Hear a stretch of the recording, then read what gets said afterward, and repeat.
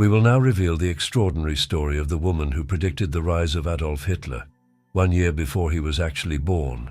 Her name was Helena Petrovna Blavatsky, and in 1888 she wrote a chilling prophecy that would prove to be one of the most accurate and terrifying predictions in human history. What she saw in her vision was so specific, so impossibly precise, that it challenges everything we think we know about time, consciousness, and the nature of prophecy itself. In 1888, a mysterious Russian woman wrote these chilling words. It is as though a heartless, proud fiend, assuming sudden authority, incarnate ambition and power, had clutched with iron hand the minds of a whole country. She was describing Adolf Hitler, who wouldn't be born for another year. This is Helena Petrovna Blavatsky, known to the world as Madame Blavatsky. To her followers, she was a visionary who possessed ancient wisdom. To her critics, she was an elaborate fraud, accused of faking psychic phenomena, of forging letters from spiritual masters, and of plagiarizing her revolutionary ideas. But in 1888, when she penned what she called her Karmic Visions, something extraordinary happened. She described with terrifying accuracy a figure who would not emerge for decades, a man who would plunge the world into darkness. The year was 1888. Europe was at peace. The German Empire was stable under Kaiser Wilhelm I. There was no hint of the horrors to come, and in a small room, this controversial mystic put pen to paper and wrote words that would haunt history. By what wicked enchantment has he brought the people back to those primeval days of the nation when their ancestors, the yellow-haired Suevi, and the treacherous Franks roamed about in their warlike spirit, thirsting to kill, to decimate and subject each other? She continued, "The world is hushed in breathless expectation. The cloud is approaching.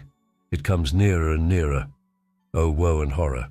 I foresee once more for Earth the suffering I have already witnessed."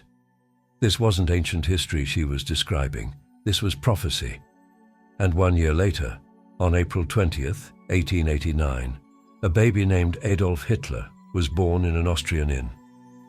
Utterly anonymous, indistinguishable from millions of other infants across Europe. There was absolutely nothing to suggest this specific child would embody the darkness Blavatsky had described. But what exactly did Blavatsky see in her vision, and how could her description be so impossibly accurate? Let's examine her prophecy line by line, because the details are absolutely chilling. First, she described the coming figure as a heartless, proud fiend assuming sudden authority. This perfectly captures Hitler's rapid rise from obscurity to absolute power. In just 15 years, Hitler went from a failed art student living in poverty to the leader of Germany. His rise was indeed sudden and shocking. Most political observers in the 1920s didn't take him seriously. But notice the word fiend. Blavatsky didn't just predict a dictator or a tyrant. She used a word that suggests something demonic, something inhuman. Those who met Hitler often commented on his strange, hypnotic eyes and his ability to seem possessed when giving speeches. Many described feeling that they were in the presence of something evil that transcended ordinary human malice.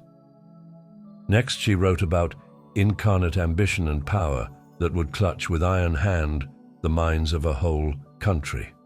This is a perfect description of how Nazi control worked. It wasn't just political oppression, it was psychological domination. The Nazis didn't just control people's actions, they controlled their thoughts, their emotions, their very sense of reality. But here's where it gets truly eerie. Blavatsky wrote about a wicked enchantment that would overtake the German people. This phrase is extraordinarily precise when we consider how Hitler actually gained and maintained power. Nazi rallies were designed as theatrical spectacles that created a kind of hypnotic effect on audiences. The torchlight processions, the rhythmic chanting, the carefully choreographed movements, the thunderous music, all were calculated to bypass rational thought and appeal directly to primitive emotions. Witnesses described feeling swept away by forces beyond their control, as if they were under a spell. The word enchantment suggests magic, sorcery, supernatural influence, and indeed many of Hitler's inner circle were deeply involved in occult practices. Heinrich Himmler believed in ancient Germanic magic. Rudolf Hess consulted astrologers. The Nazi Party itself adopted symbols like the swastika and SS runes that were supposed to carry mystical power. But the most chilling part of Blavatsky's vision was how she described this figure awakening something ancient and primitive in the German people. She wrote about him bringing them back to those primeval days of the nation when their ancestors, the yellow-haired Suevi, and the treacherous Franks roamed about in their warlike spirit, thirsting to kill, to decimate and subject each other. Now let's consider the timing. Blavatsky wrote these words in 1888. Adolf Hitler was born on April 20th, 1889, just months later. As a crying infant in the small Austrian town of Braunau am Inn, Hitler showed no signs of the future dictator he would become. His father, Alois, was a customs official. His mother, Clara, was a housewife who doted on her son. There was nothing in their family history to suggest that their child would one day orchestrate the most systematic genocide in human history. Young Adolf was, by all accounts, an ordinary boy in an ordinary family, yet somehow Blavatsky had perceived the dark forces that would shape not just one man, but an entire era. How is this possible? Skeptics argue that Blavatsky wasn't describing Hitler specifically, but rather a type of tyrant, tapping into timeless fears of demagogues and war. They point out that her metaphorical language could be interpreted in many ways after events occurred, a phenomenon called retroactive clairvoyance. But this explanation falls apart when we examine the specificity of her vision. She didn't just predict a generic tyrant. She described someone who would specifically arise in Germany, who would use psychological manipulation, wicked enchantment, who would appeal to ancient Germanic tribal instincts, the Suevi and Franks, and who would bring unprecedented suffering to Europe. Moreover, this wasn't Blavatsky's only accurate prediction. In the same period, she made several other prophecies that proved remarkably precise. She predicted that between 1888 and 1897, there would be a large rent made in the veil of nature, and materialistic science will receive a death blow. This prophecy came true with stunning accuracy. In 1895, Wilhelm Röntgen discovered X-rays. In 1896, Henri Becquerel discovered radioactivity. In 1897, J.J. Thomson discovered the electron.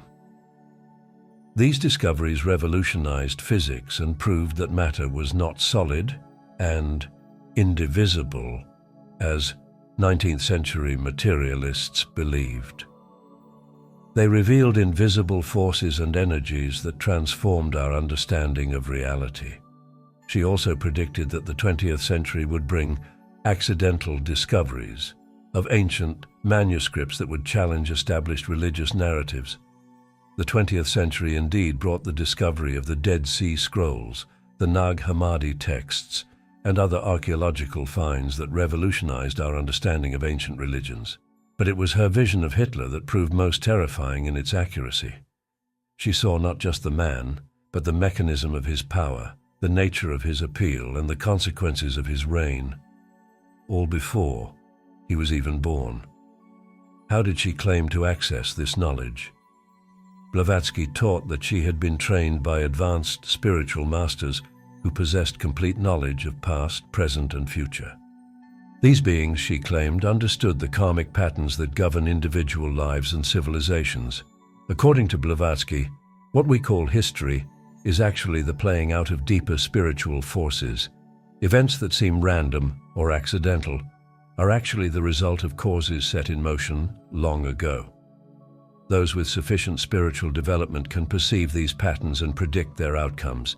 She believed that the rise of figures like Hitler was inevitable, given the spiritual state of humanity in the late 19th century. The growing materialism, the abandonment of spiritual values, the rise of racial thinking, all of these were creating the conditions for a massive karmic backlash. From this perspective, Hitler wasn't just a political accident, but the inevitable result of humanity's collective choices.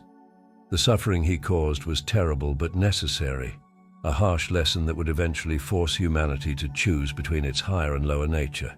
This doesn't excuse or minimize the horror, but it places it within a larger framework of meaning. According to theosophical teachings, even the darkest periods in human history serve a purpose in the soul's evolution. Whether or not you accept Blavatsky's spiritual explanations, the historical facts are undeniable. In 1888, she described with remarkable accuracy the rise of a figure who would not appear for decades. She perceived his methods, his appeal, and his impact before he was even born. This challenges our basic assumptions about time, consciousness, and human potential. If Blavatsky could see Hitler coming, what else might she have perceived? What other warnings did she leave that we haven't yet understood? In her writings, Blavatsky predicted that the 20th century would be a time of unprecedented testing for humanity. She saw it as a period when all the accumulated karma of previous ages would come to fruition. The wars, the genocides, the technological horrors, all were part of a vast sorting process that would determine humanity's future direction. But she also saw hope beyond the darkness. She predicted that after the period of testing, humanity would enter a new cycle of spiritual awakening. The suffering would serve as a catalyst for a higher understanding of human unity and purpose. Looking back, we can see signs that this prophecy too has been fulfilled. The horrors of 2 world wars and the Holocaust created a new international consciousness. The United Nations, the Universal Declaration of Human Rights, the Civil Rights Movement, all emerged from humanity's determination to prevent such tragedies from recurring. Yet Blavatsky's warnings remain relevant today. She taught that the forces leading to conflict and suffering don't disappear, they simply take new forms. The same materialism and racial thinking that created the conditions for Hitler's rise are still present in our world, manifesting in different ways. Her vision reminds us that the forces shaping our world often operate beneath the surface of visible events. The rise of Hitler wasn't just a political accident, but the culmination of deeper currents in human consciousness, currents that someone with sufficient insight could perceive long before they manifested in physical reality. As we face our own uncertain times with rising authoritarianism and social division around the world, Blavatsky's story forces us to ask uncomfortable questions.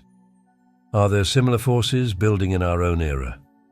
Are there warnings being given today that we, like her contemporaries, might be ignoring? The woman who saw Hitler coming before he was born claimed that history follows predictable patterns. She taught that those who understand these patterns can perceive approaching storms long before they break. In 1888, Helena Blavatsky wrote about a heartless, proud fiend who would enchant a nation and bring unprecedented suffering to the world. 1 year later, the man who would fulfill that prophecy was born. Whether through spiritual insight, psychic ability, deep understanding of human nature, or historical cycles, Blavatsky demonstrated a prophetic gift that challenges everything we think we know about the nature of time and consciousness. Her warning echoes across the decades. The forces that create monsters like Hitler are always present, always waiting for the right conditions to emerge. The question is not whether such darkness will rise again, but whether we will recognize the signs and have the wisdom to stop it. Blavatsky claimed to see the hidden currents shaping history. The deeper question remains, are we listening?